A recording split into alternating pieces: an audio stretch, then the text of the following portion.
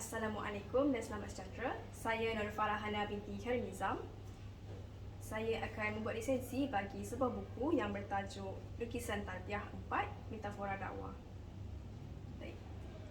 Buku ini merupakan siri keempat bagi siri Lukisan Tarbiyah. Penulis dan pelukis buku ini memilih nama Abeben sebagai nama penanya.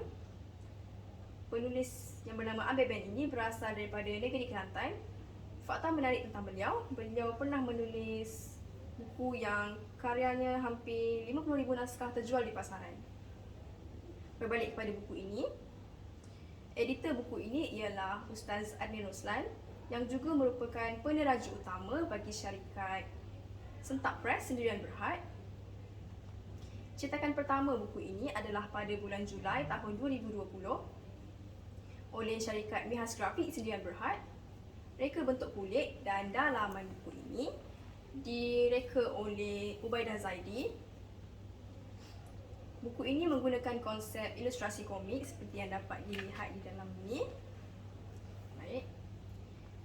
Ilustrasi komik ini menggunakan metafora dakwah sebagai fokus utamanya.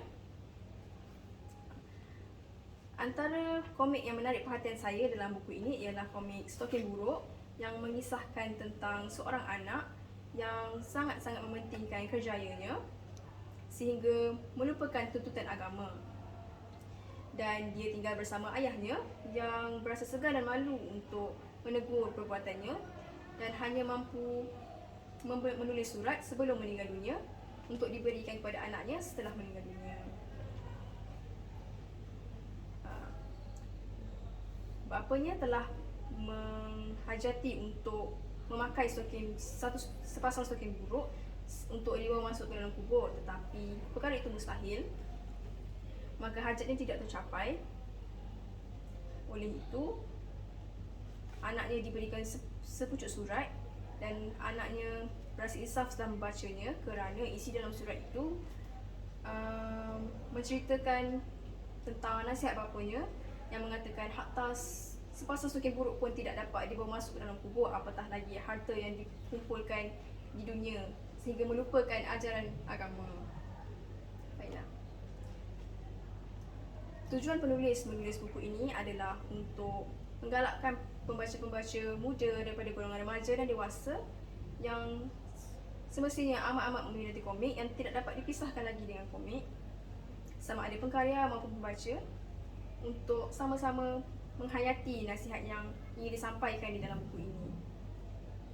Ini kerana misi beliau bukanlah untuk memisahkan manusia daripada lukisan, tetapi membimbing manusia dengan lukisan. Harapan penulis adalah untuk menghidupkan hati yang mati dan menenggelamkan pembaca dalam nikmatnya mengingati ilahi.